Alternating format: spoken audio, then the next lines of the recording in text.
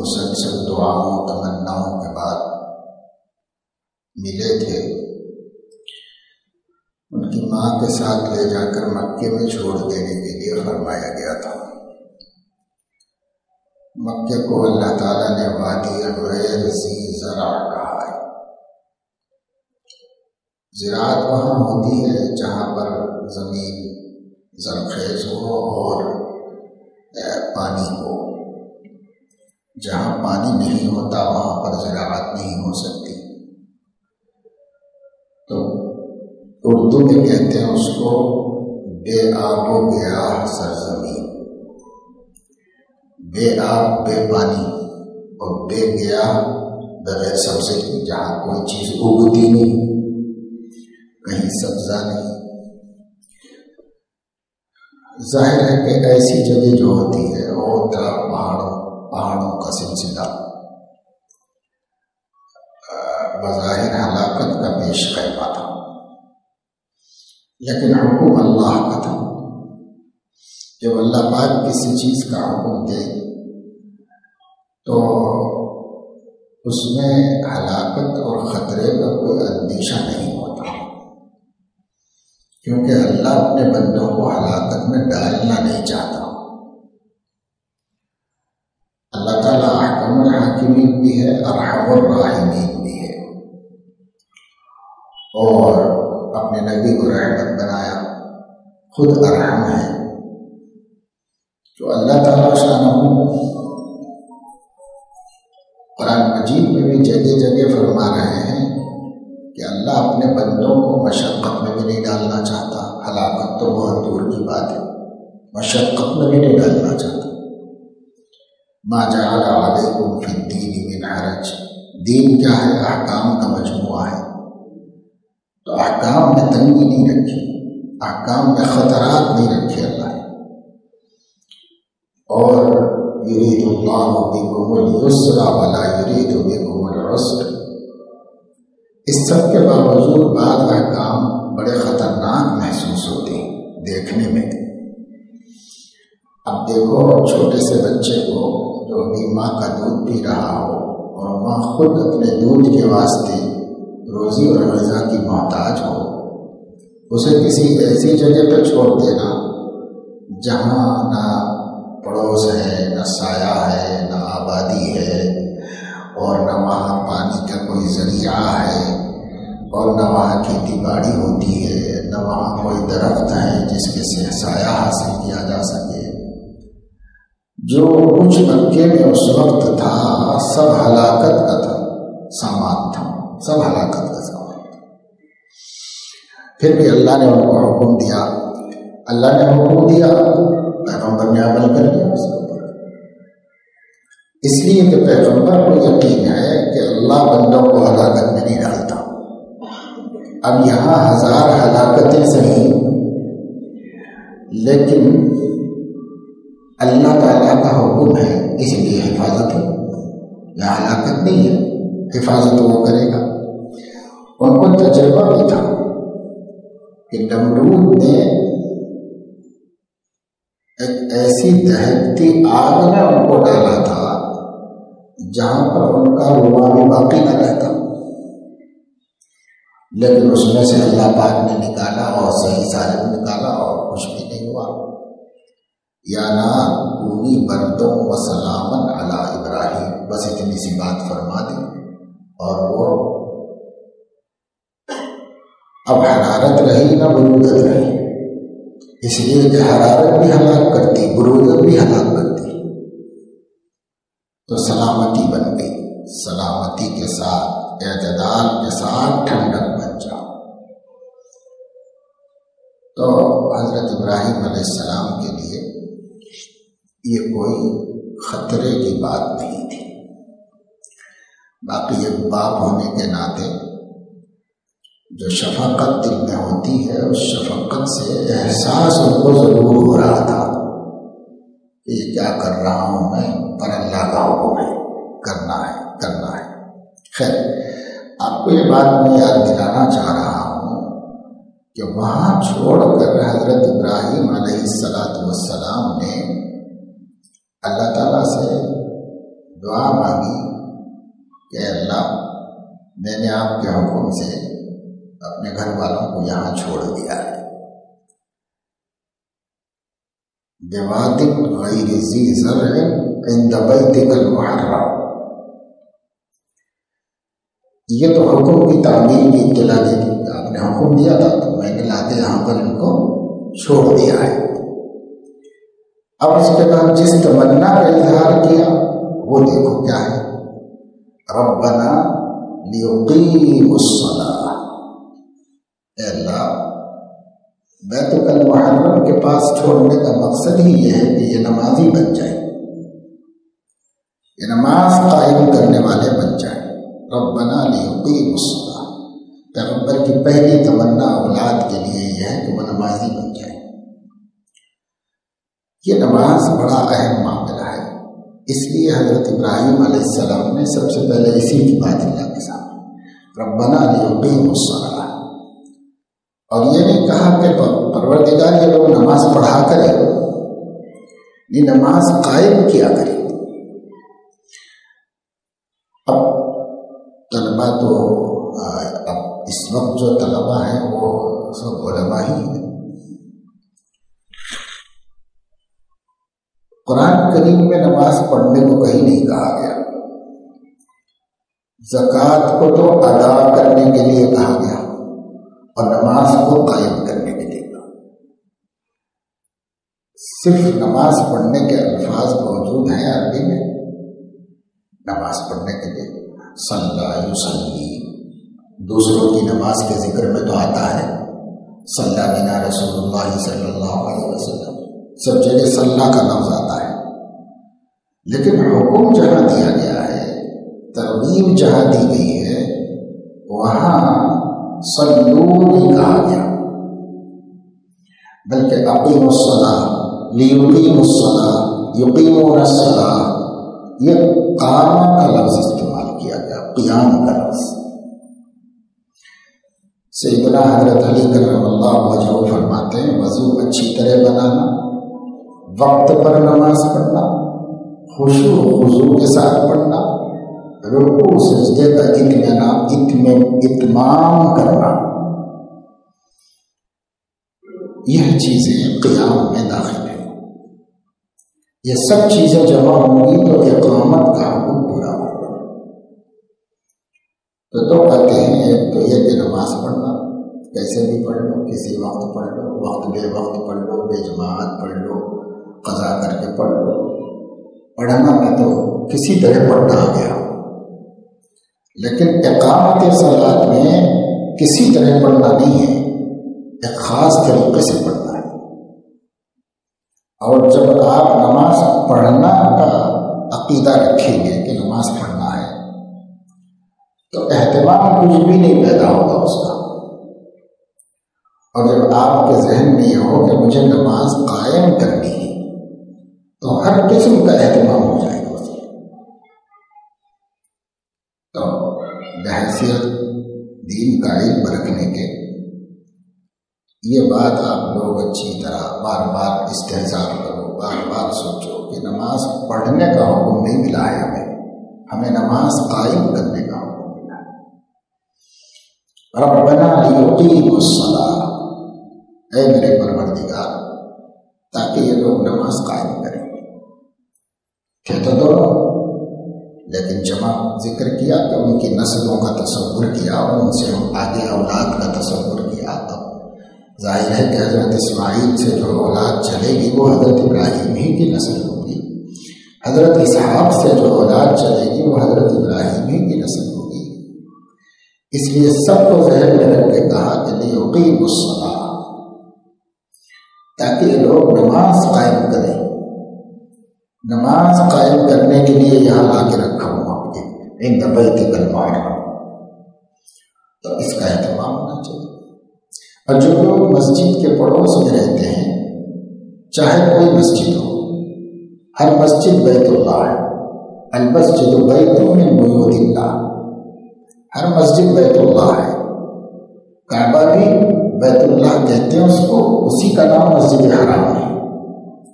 کعبۃ اللہ مسجد ہے، اس مسجد کو توسیع کر کے مسجد حرام ہم باہر کی عمارت کو سمجھتے ہیں، لیکن اصلاً کعبۃ اللہ مسجد حرام ہے، وہ مسجد ہے، یعنی اس کے اندر ہی نماز پڑھی جاتی تھی۔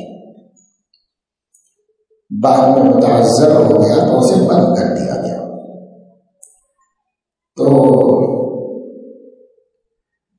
مسجد کے پڑوس میں، بیت اللہ کے پڑوس میں رہنے والوں کو بھی دھیان میں رکھنا چاہیے، لیقیموا الصلاۃ، اللہ نے یہ شرف، یہ سہولت، یہ فضیلت عطا فرمائی ہے تاکہ ہم نماز قائم کریں۔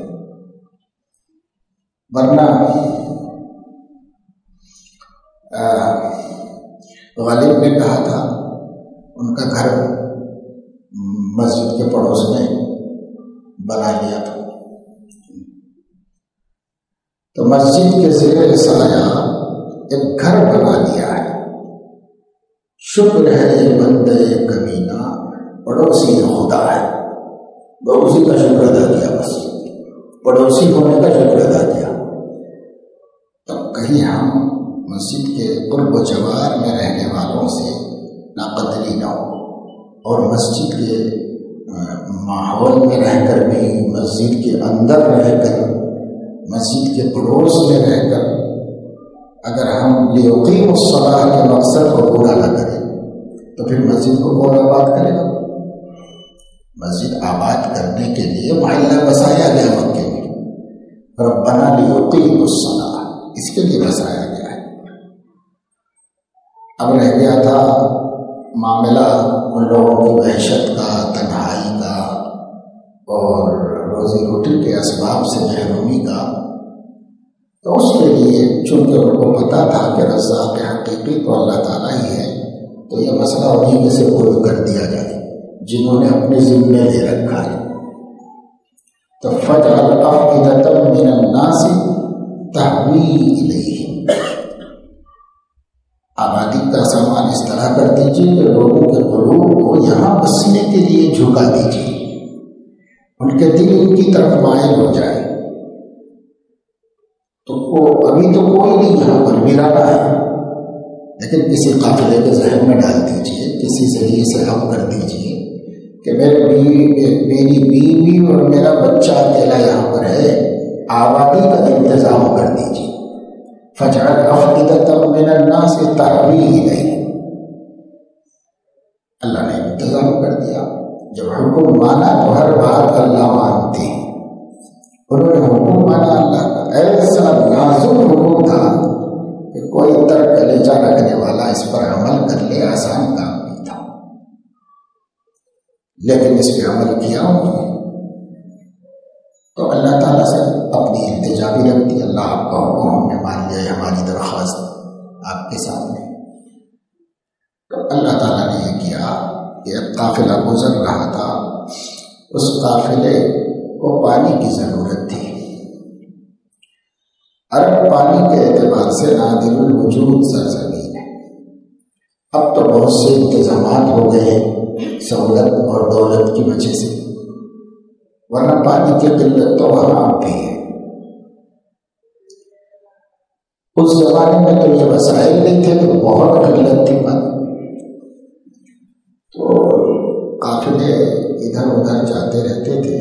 کسی کو کسی جگہ پانی کی فراوانی کا علم ہو جائے تو لوگ اپنا وطن چھوڑ کے اس کو وطن بنا لیتے تھے، جہاں پانی سہولت سے ملے وافر مقدار میں پانی۔ تو اب یہ قافلے والوں کو پانی کی ضرورت تھی۔ ہر زمانے کے لوگوں کے اپنے تجربے تخمینے ہوتے ہیں، پرندے کس طرف جا رہے ہیں اس کو دیکھتے ہیں۔ ان لوگوں نے دیکھا کہ پرندہ ادھر جا رہا ہے پہاڑیوں کی طرف، آدمی کو بھیجا کہ ذرا جاؤ دیکھو پانی تو نہیں، اس لیے کہ پرندہ پانی کے پاس پہنچ جاتا ہے۔ اس نے آ کے خبر دی کہ پانی ہے، شیریں ہے، صاف ستھرا اور بڑی مقدار میں، وہی پانی جو حضرت اسماعیل کی بطور معجزہ کے اللہ تعالیٰ نے عطا فرما دیا تھا۔ تو یہ لوگ وہاں پہنچ گئے، دیکھا واقعی پانی ہے، صاف ستھرا ہے، جگہ بھی عمدہ ہے۔ تو حضرت حاجرہ سے انہوں نے کہا کہ کیا آپ اجازت دیں گی کہ ہم لوگ یہیں پر بس جائیں؟ قافلے خانہ بدوش ہوتی تھی، خانہ بدوش، دوش کندھے کو کہتے، خانہ گھر کو کہتے۔ خانہ بدوش کا مطلب جس کا پورا گھر اس کے کندھے پہ ہے، ایک لکڑی رکھ لی، ادھر ایک جھولا ادھر ایک جھولا، اس میں پورا گھر ہے، تو اس کو کہتے خانہ بدوش۔ تو ان لوگوں نے کہا ہم لوگ یہیں بس جائیں۔ حضرت حاجرہ نے فرمایا بسو اور پانی سے استفادہ کرو، پر ایک شرط ہے، شرط یہ ہے کہ پانی پر حق مت جتاؤ، وہ ہمارا حق ہے، ہم متولی رہیں گے، اس کے ہمیں اللہ نے عطا فرمایا ہے، آپ سب لوگ استفادہ کرو، بس ہو یہاں پر اچھا ہی ہے، ہم بھی اکیلے ہیں، ہمارا پڑوس ہو جائے گا۔ چنانچہ وہ لوگ وہاں پر بس گئے، اور ان کو کہا جاتا ہے بنو جرہم۔ یہ لوگ جب وہاں پر بس گئے، آبادی ہوئی، فجعل افئدۃ من الناس تہوی الیہم، چلے آئے، ایک محلہ بن گیا دیکھتے دیکھتے، اور اکیلے تھے، بستی ہو گئی، موانست کا سامان ہوا، وحشت دور ہو گئی، پانی کی ضرورت تھی، پانی مل گیا۔ جب اتنے سارے لوگ رہیں گے تو اب سامان بھی ہوگا، تو گاڑی بھی لگے گی، بازار بھی بنے گا، اور سب ضرورتیں وہاں پر پوری ہوگی۔ دوسری دورہ کی ورزقہم من الثمرات، ان کو آپ ثمرات عطا فرمائیے۔ تو زمانے میں ثمر صرف درختوں پر لگنے والے پھل کو یا کھیتیوں پر لگنے والے غلے کو، اناج کو کہا جاتا ہوگا۔ بعد کے دوروں میں ہر فرم فیکٹری کی پیداوار کو بھی ثمر کہا جاتا ہے۔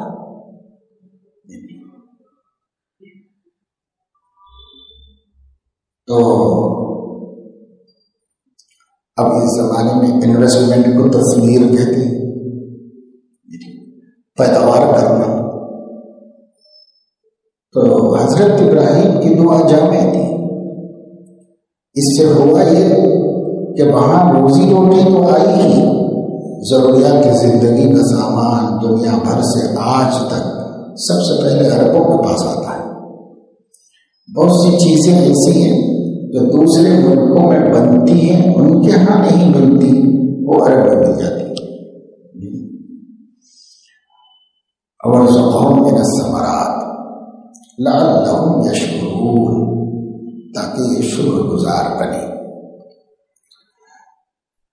تو دیکھیے، روحانی بات پہلے بتا دی، یہاں اس لیے بسایا ہوں مسجد کے پڑوس میں، لِيُقِيمُ الصَّلَاةَ، آپ سے روزی روٹی اور پڑوس اور بستی کی دعا کر رہا ہوں، لَعَلَّهُمْ يَشْكُرُونَ، تاکہ بندے بن کر اس کو استعمال کریں، باغی بن کر استعمال نہ کریں، شکر گزار بن کر، بندے بن کر استعمال گزار کرنے کا مطلب شکر گزار ہونا، اور جو ناشکرا ہے وہ باغی ہے، نعمت اس کے پاس بھی ہے، اس کے پاس بھی ہے، لیکن کوئی بندہ بن کر استعمال کر رہا ہے، کوئی باغی بن۔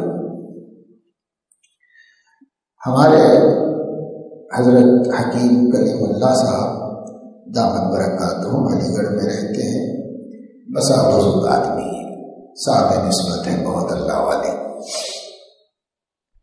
ان کی کچھ نصیحتیں بہت مخصوص ہیں، اسی کا اعادہ کرتے رہتے ہیں، اسی کی یاد دہانی کراتے رہتے ہیں۔ فون پر بھی کبھی بات کرو تو چند نصیحتوں پر، کبھی 2 4 5 نصیحتیں بہت اہتمام سے کرتے ہیں۔ انہی میں سے ایک یہ نصیحت ہے، ہر کسی سے کہتا ہوں، تم لوگوں سے سب سے کہتا ہوں، اللہ کی نعمتیں بندے بن کر استعمال کرو، باغی بن کر استعمال کرو۔ تو ہے تو بہت چھوٹی سی بات ہے، لیکن غور کیا جائے تو بڑی اہم بات ہے۔ ساری عبودیت اور بندگی اس میں ہے کہ اللہ کی نعمتیں چھوڑ دینے سے بنی نہیں بنتے۔ جیسے یوگیوں میں، جوگیوں میں، جاہلوں میں یہ بات ہے کہ ترک لذات و شہوات کا نام ولایت رکھا ہوا ہے۔ ولایت ترک لذات و شہوات کا نام ہے ان کے پاس۔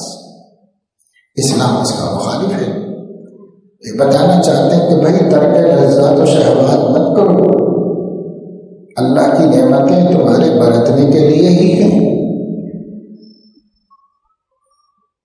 قل من حرم زینۃ اللہ التی اخرج لعبادہ والطیبات من الرزق، کس نے حرام کی؟ جو اللہ نے کر دی بس وہ تو اللہ نے کر دی، اور جو اللہ نے نہیں کی وہ کس نے حرام کیا؟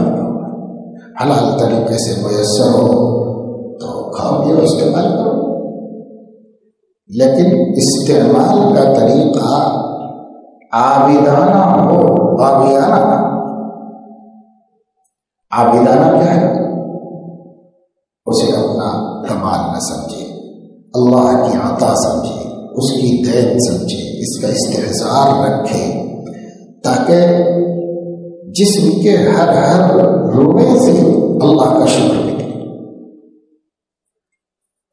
تو جو شکر ادا کرے گا وہ بندہ ہے، خدا شکری کرے گا وہ باغی ہے۔ باغی نہ بنو، بندے بنو۔ واشکرونی ولا تکفرون، میرے شکر گزار بنو، ناشکرے مت بنو۔ لعلہم یشکرون فرمایا۔ اور پھر اس کے بعد جب کعبۃ اللہ شریف کی تعمیر کی تو اللہ تعالیٰ کے حضور نے اس کو پیش کیا کہ حکم کی تعمیر ہو گئی، آپ نے حکم دیا تھا، ہم نے کام کر لیا، حکم کی تعمیر ہو گئی۔ اس کو اللہ کے حضور میں پیش کر دیا کہ اللہ سے دعا کی کہ اللہ اس کو قبول کر لیجیے۔ بتایا کہ کتنا بھی بڑا کام کیا جائے، خواہ کعبے کی تعمیر کیوں نہ ہو، قبولیت کے مقام پر نہیں پہنچا تو ہے وہ بے اثر ہے، بے فیض ہے۔ قبولیت کے بغیر کسی عمل کا کوئی وزن نہیں ہے، لہذا کام کرنا کافی نہیں، کام کے قبول ہونے کی فکر ہونا، اس کی دعا ہونا، اور اسی طرح اللہ کے ساتھ ہمارا معاملہ ہونا کہ اللہ ہماری محتاجی کو دیکھ کے قبول فرما لے، ہمارا ایسا تھا۔ اگر ہم اللہ کی بندگی ایک بوجھ سمجھ کر ختم کرتے کہ چلو بھائی ہو گئی نماز، چلو بھائی نماز ہو گئی، اگر نماز پڑھی جائے تو قبولیت کیسے پیدا ہوگی؟ اس میں قبولیت کی شان نہیں پیدا ہوتی۔ قبولیت ذوق عبادت کے ساتھ ادا کرنے سے پیدا ہوتی ہے، یعنی اللہ کو ایسا لگے کہ میں نے یہ کام کرنے کو کہا تھا تو میرے بندے کو اچھا لگا، اور میرے بندے نے بہت خوشی اس کو کیا۔ ارے میں پڑھ رہا تھا بیچ میں نماز کیوں آ گئی، ارے میں مطالعہ کر رہا تھا نماز کیوں آ گئی، ذرا آرام کرنا چاہ رہا تھا نماز کیوں آ گئی۔ زبان سے تو نہیں بولے گا کوئی مسلمان، لیکن اگر دل میں ایسی چیز پیدا ہوتی ہے تو ذوق کی کمی کی وجہ سے پیدا ہوتی ہے۔ حضور علیہ السلام حضرت بلال کو یہ نہیں کہتے تھے کہ بلال اذان کہو، اذان کہو، یہ نہیں کہتے تھے۔ ارحنا یا بلال، بلال ہمارا کلیجہ ٹھنڈا کرو، یہ کہتے تھے۔ کیوں؟ اس واسطے کہ وہ آواز ہی نبی کے اندر ایمان، یقین، اللہ کی محبت سب چیزیں پیدا کرتی تھی، یعنی اضافہ کرتی تھی۔ تو آنکھیں ٹھنڈی کرو، ہمارا کلیجہ ٹھنڈا کرو۔ تو اذان کو راحت قلب قرار دیا اور نماز کو قرۃ العین قرار دیا۔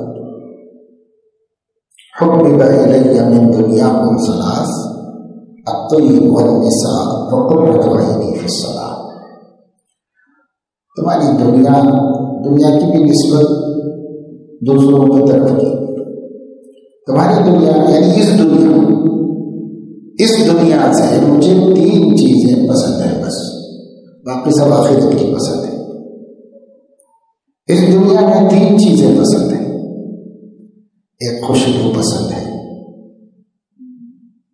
نفاست ذوق کی علامت ہے، اعلیٰ درجے کی نفاست، اس لیے خوشبو پسند ہے مجھے. اور بیویاں پسند ہیں، کیونکہ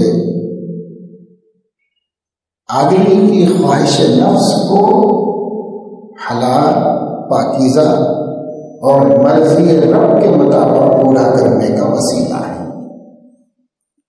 اس لیے پسند ہے. بیوی ہوتی ہے دھیان ادھر ادھر نہیں جاتا، بیوی ہوتی ہے تو خیالات پاکیزہ رہتے ہیں.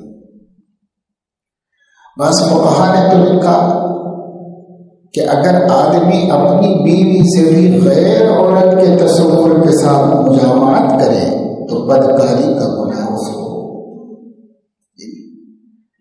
تو حلال چیز اپنے پاس رکھو، حلال چیز ہے، حلال کا استعمال، اس سے بہت گناہوں سے بچ جاتا ہے. فقط استقبل نصف الدین فرمایا.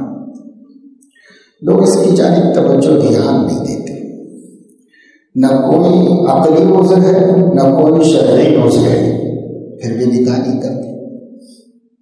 اور یہ کہتے ہیں کہ سب تقویٰ قائم نہیں رہے گا، کوئی طریقہ بتائیے. اب طریقہ اللہ نے اس کے رسول نے بتا دیا، وہ تو ہم چھوڑ دیا، دوسرا طریقہ پوچھیں کہ اور کوئی اس کے علاوہ طریقہ بتائیے. اس کے علاوہ طریقہ جو اللہ رسول نے بتایا ہوا ہے اس میں کیا آپ کو اشکال ہے، تردد ہے، تعامل ہے، اس کی طرف دھیان نہیں، توجہ نہیں. بہت سے لوگوں میں، بہت سے علماء بھی ہیں، طلبہ فارغ ہوتے ہیں، ان کو بھی نہیں اس کی فکر، حالانکہ دوسری معاصی میں مبتلا ہے اس کے نہ ہونے کی وجہ سے. حلال مل سکتا ہے، حلال کا اختیار. حضور کیوں فرما رہے ہیں اتنے بڑے مقام پہ ہو کے کہ مجھے النساء سے محبت ہے. شارحین حدیث کہتے ہیں کہ النساء آپ کی بیویاں مراد ہیں، اس سے اپنی بیویوں سے آپ کو محبت ہے اور وہ پسند ہے. حدیث میں ہے حضرت ام سلمہ رضی اللہ تعالیٰ عنہ کی گھر کی باری کا دن تھا. حضور علیہ السلام دوپہر کے وقت میں اچانک گھر میں آئے، دستک دی. تو حضرت ام سلمہ رضی اللہ تعالیٰ عنہ کو معمول نہ ہونے کی وجہ سے کوئی خیال نہیں تھا کہ اس وقت آئیں گے، وہ آنے کا معمول نہیں تھا گھر میں، آ گیا اچانک. تو حضرت ام سلمہ محلے کی عورتوں کے ساتھ بیٹھ کے کچھ کام کر رہی تھی گھر میں. انہیں کی روایت ہے، وہ خود فرماتی ہے کہ میں نے فوراً اپنے سہیلیوں سے کہا کہ آپ لوگ اپنے گھروں کو جاؤ، اللہ کے نبی آئے ہیں، کسی کام سے آئے ہوں گے، جاؤ. ان کو بڑھا دیا، وہ چلے گئے اپنے. پھر اس کے بعد حضرت ام سلمہ رضی اللہ تعالیٰ عنہ کی تہذیب و اخلاق کیسے تھے دیکھیے کہ حضرت ام سلمہ نے فوراً پانی کے پاس جا کر منہ ہاتھ دھوئے، اپنے کو سنوارا، بال درست کیے، کپڑے صحیح کیے، سب صحیح کیا. اور اس کے بعد حضور علیہ السلام کے سامنے حاضر ہوئے اور عرض کیا کہ بے موقع آپ تشریف لائی، کیا اس وقت آپ کو میری حاجت ہے؟ تو حضور علیہ السلام نے اس بات میں اشارہ کیا. پھر وہ تیار ہو گئے. پھر حضور علیہ السلام نے ان سے ملاقات کی، غسل فرمایا، اور ایک کام سے جا رہے تھے تو پھر اس کام کے لیے نکلے. تو ابھی نہا کے نکل رہے تھے تو بالوں سے پانی بھی آپ کے جا رہا تھا. تو حضور علیہ السلام اللہ کے ایسے پیارے بندے ہیں اور امت کے اس قدر محسن و مہربان ہیں کہ بعض چیزیں آدمی اس کو کمزوری سمجھتا ہے، کسی سے ذکر نہیں کرتا۔ یہ ان کا ہمارے اوپر احسان ہے، ان کی رحمت للعالمین ہے کہ انہوں نے فرمایا کہ آج میں کسی کام سے نکلا تھا، راستے میں ایک عورت نظر آئی جس کے حسن نے مجھے تعجب میں ڈالا۔ میں فوراً راستہ روک کے گھر گیا اور میں نے اپنی خواہش پوری کی اور اس قوت کو توڑا حلال طریقے سے، اور پھر غسل کر کے اپنا کام کرنے کے لیے نکلا۔ آپ لوگوں کو بھی کبھی ایسی بات پیش آئے تو اسی طرح اپنے کو گناہ سے بچائیے کرو۔ بتائیے کہ اتنے بڑے مرتبے سے کوئی بول سکتا ہے اسی بات، لیکن بتایا اس لیے کہ اس میں امت کا بھلا تھا، امت کا فائدہ تھا، اس لیے بتایا۔ اور ہم لوگ تو بہت بڑے منطقی، فلسفی اور بہت قابل قائل ہیں، اور دلائل کا بھرمار ہے ہمارے پاس اور سب چیزیں ہیں، لیکن جو بات ہمارے نبی صلی اللہ علیہ وسلم نے بتائی وہ ہر دلیل پر بھاری دلیل ہے، اور آپ کی تعلیم کے سامنے کسی کی منطق نہیں چلتی، کسی کا فلسفہ ٹک نہیں سکتا، سب بیکار کی باتیں ہیں جو ہم نے اپنی طبیعتوں کو، معاشرے کو بنا رکھا ہے۔ تو خیر، دوسری چیز بیویاں ہیں۔ تیسری چیز قرۃ عینی فی الصلاۃ، میری آنکھوں کی ٹھنڈک نماز میں۔ تو دیکھو، اذان کو راحت القلب کہا اور نماز کو قرۃ العین کہا، آنکھوں کی ٹھنڈک۔ اذا اقررت اعین اہل الدنیا من دنیاہم فاقرر عینی من آخرتک، ایک روایت میں من عبادتک۔ جب آپ اہل دنیا کی آنکھیں دنیا دیکھ کر ٹھنڈی کریں تو میری آنکھیں اپنی عبادت سے ٹھنڈی کیجیے، آپ کی عبادت کر کے میری آنکھیں ٹھنڈی ہو جائیں۔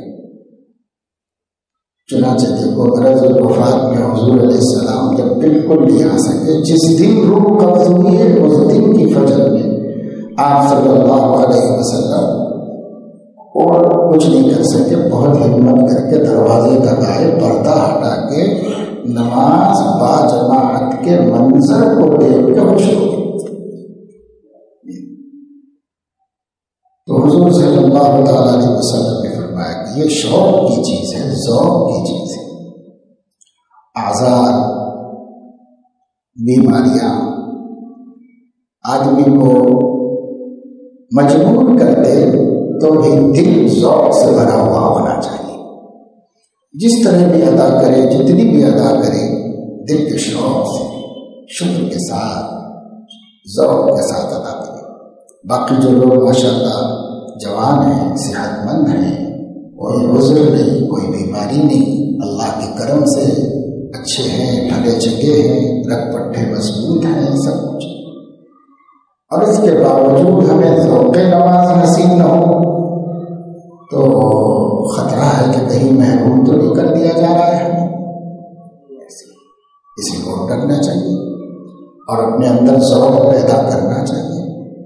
کتنی چیزوں سے آدمی تھک جائے لیکن اذان اس کو بشاشت پیدا کر دے، اس کے اندر جوانی پیدا کر دے، یہ ہمارا اپنا ذوق بننا چاہیے۔ اگر یہی نہ بنا تو بخاری پڑھ کے کیا فائدہ، مسلم پڑھ کے تو ابو داؤد ترمذی سے قائد واسطے پڑھے بھائی، اگر یہی نہیں مل سکتا ہمیں تو پھر پڑھ کے کیا فائدہ ہے، کس چیز کے لیے ہم پڑھیں؟ سب کچھ پڑھنا تو اسی ذوق کو پیدا کرنے کے واسطے ہے کہ ذوق نبوت سے مناسبت ہو جائے، قرآن اور حدیث سے ایک طاقت حاصل ہو ہمیں، اور اس طاقت سے ہمیں بندگی کی شان نصیب ہو جائے،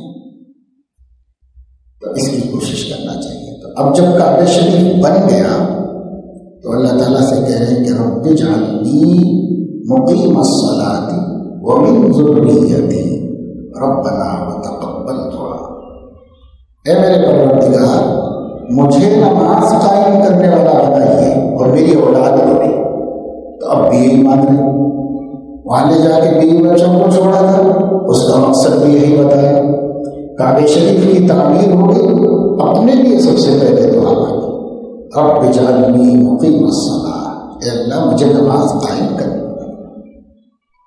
وَمِن ذُرِّيَّتِي، اور میری ذریت کو بھی بنائیے ربنا وتقبل دعا، پاک پروردگار میری دعا قبول کر لیجیے۔ کاہے کی نمازی بننے کی، کہ میں نمازی بن جاؤں، میرے بچے نمازی بن جائیں، اس کی دعا مانگ رہے اللہ تعالیٰ سے۔ یہ دعا مانگ کر انہوں نے بتایا، اور ان کی دعاؤں کو قرآن میں نقل کر کے اللہ نے ہمیں بتایا۔ اب اس کے بعد ان کی ذریت نمازی ہوئی۔ سب سے پہلے تو حضرت اسماعیل تھے، اور ان سے ہی وہ محلہ بستی آباد ہوئی تھی۔ تو اللہ تعالیٰ نے ان کا تذکرہ کیا، ہمارے نبی سے فرمایا کہ اے نبی صلی اللہ علیہ وسلم، اے نبی آپ قرآن میں اسماعیل کا ذکر بھی سنائیے۔ وَاذْكُرْ فِي الْكِتَابِ إِسْمَاعِيلَ إِنَّهُ كَانَ صَادِقَ الْوَعْدِ وَكَانَ رَسُولًا نَبِيًّا وَكَانَ يَأْمُرُ أَهْلَهُ بِالصَّلَاةِ وَالزَّكَاةِ۔ وہ اپنے گھر والوں کو نماز کا حکم دیتے تھے، اپنے گھر والوں سے زکوٰۃ نکلواتے تھے۔ ان کی صفات میں اس کا تذکرہ کیا۔ کان عند ربہ مرضیہ، وہ اپنے رب کے پسندیدہ بندے تھے۔ تو وہاں بھی یہ بتایا کہ دیکھو ابراہیم نے دعا مانگی تھی کہ میری ذریت نمازی ہو جائے، تو اللہ نے بتایا کہ ان کی اولاد ایسی نمازی تھی کہ پورے گھر والوں کو نماز پڑھاتی تھی، پورے محلے کو، بستی کو، اہل سے مراد ان کی امت، ان کے گھر والے سب۔ تو کان یأمر اہلہ بالصلاۃ والزکاۃ۔ پھر اللہ تعالیٰ نے ہمارے نبی صلی اللہ علیہ وسلم کو، جنہوں نے نماز کبھی نہیں چھوڑی، مکہ مکرمہ میں بھی پڑھتے تھے اور فرض ہونے کے بعد بھی پڑھتے تھے، پنج وقتہ نمازوں کا نظام بننے کے بعد بھی پڑھتے تھے۔ پھر بھی اللہ نے ان سے کہا وَأْمُرْ أَهْلَكَ بِالصَّلَاةِ وَاصْطَبِرْ عَلَيْهَا۔ اے نبی آپ گھر والوں کو نماز کا حکم دیجیے۔ تو حکم تو دیتے تھے، کیا مراد ہے؟ ان کے نمازی ہونے کی نگرانی رکھی، نمازی ہیں کہ نہیں ہے، وقت پہ نماز قائم کرتے کہ نہیں کرتے۔ وَأْمُرْ أَهْلَكَ بِالصَّلَاةِ وَاصْطَبِرْ عَلَيْهَا، خود بھی قائم رہیے، اس کو خود بھی قائم رہیے۔ لَا نَسْأَلُكَ رِزْقًا، ہم آپ سے روزی کا سوال نہیں کر رہے ہیں، نحن نرزقک، وہ ہم دیں گے۔ آپ نماز قائم کیجیے، نماز کی پابندی کیجیے، نماز کا اہتمام کیجیے۔ حدیث میں آتا ہے کہ اس آیت کے نازل ہونے کے بعد حضور علیہ السلام نماز کو تشریف لے جاتے ہوئے ازواج مطہرات کے گھروں پر اور حضرت سیدہ فاطمہ کے گھر پر آواز دیتے تھے، بیٹی نماز قائم کر دو، آپ کو کہ اللہ نے کہا تھا کہ آپ حکم دیجیے۔ تو بھائی نماز پڑھ لی آپ لوگوں نے، نماز ہو گئی، نماز پڑھی، نماز پڑھو، فلاں نماز پڑھے، بیٹی نماز پڑھے، بیٹا نماز پڑھے، سب سے وَأْمُرْ أَهْلَكَ بِالصَّلَاةِ وَاصْطَبِرْ عَلَيْهَا، گھر میں نماز نماز نماز کا ذکر ہو، سب کے نماز ہو گئی، نماز پڑھ لی، ایک دوسرے کی نماز کی، عورتیں مردوں کو یاد دہانی کرائیں، مرد عورتوں کو یاد دہانی کرائیں۔ حضور علیہ السلام نے فرمایا مبارک ہے وہ بندہ جو رات کو اٹھ گیا نیند میں، تو اس نے 2 رکعت نماز پڑھ لی وضو بنا کر کے، اور اپنی بیوی کو بھی جگا دیا، اور اگر وہ نہیں اٹھی تو تھوڑا سا پانی کا چھینٹا مار کے اٹھا لیا محبت پیار سے، اور کہا کہ میں نے دولت کمائی ہے تو کیوں محروم ہے، تو بھی شریک ہو جاؤ، 2 رکعت تم بھی کما لو۔ جو اس کو دولت سمجھے گا وہ شیئر کرے گا، اپنے ساتھ بیوی کو شریک کرے گا۔ اور اگر بیوی کی آنکھ کھل گئی، اس نے پڑھ لی 2 رکعت نماز، تو اسے چاہیے کہ اپنے شوہر کو بھی منا کے اٹھا لے اور 2 رکعت اس کو پڑھوا لے۔ اس لیے کہ جب دنیاوی منفعت میں میاں بیوی ایک دوسرے کو محروم نہیں دیکھنا چاہتے، تو اخروی فائدوں میں کیوں محروم دیکھنا چاہتے؟ اس لیے اس میں بھی ان کو شریک کرو کہ وہ بھی کچھ کم نہ رہے ہم سے، وہ بھی ان کے بعد۔ یا حضور علیہ السلام کو حکم دیا تو آپ نے اس کے اوپر عمل شروع کیا، اور گھر میں حکم دیتے تھے، بتاتے تھے۔ ایک حدیث میں ازواج مطہرات کہتی ہیں کہ اگر ہم لوگوں کے گھر میں معاذ معاشی تنگی ہو جاتی، اکثر ہوتی تھی، ہم لوگ یہاں تو کبھی کبھار، اور عمر بھر میں ایک دفعہ لاک ڈاؤن میں ذرا تنگی آتی تو اس کا اتنا رونا ہم نے رویا ہے کہ شاید اللہ کے عمر بھر دیے ہوئے کا شکر اتنا ادا نہیں کیا، جتنا اللہ کی پکڑ کا رونا ہوا ہے، تھوڑی کمی کر دی تو روئے ہوئے۔ تب ہم دیکھیں ہمارے ایمان کہاں ہے، تب ہم جائزہ نہیں لیتے، ہم جائزہ لیں گے تو سمجھے کہ ہمارے ایمان کہاں ہے، کس سطح پر ہے۔ قرآن میں اللہ تعالیٰ نے تو ایمان والوں کا ذکر نہیں کیا تھا، اللہ تعالیٰ نے یہ فرمایا کہ جب میں کسی بندے کی روزی بڑھاتا ہوں اور اضافہ دیتا ہوں تو کہتا ہے ربی اکرمن، میرے رب نے میرا اکرام کیا، وَأَمَّا إِذَا مَا ابْتَلَاهُ فَقَدَرَ عَلَيْهِ رِزْقَهُ فَيَقُولُ رَبِّي أَهَانَنِ، میرے رب نے مجھے رسوا کر دیا۔ یہ کافر کا تذکرہ اللہ نے کیا، لیکن ہم نے بتایا اپنے طرز عمل سے کہ وہ کافر کا تو مزاج ہونا چاہیے تو وہ ہمارا ہو گیا۔ اللہ دیتے رہے، 20 برس دیا اللہ نے، خوب دیا، تو اتنا شکر نہیں بچا ہے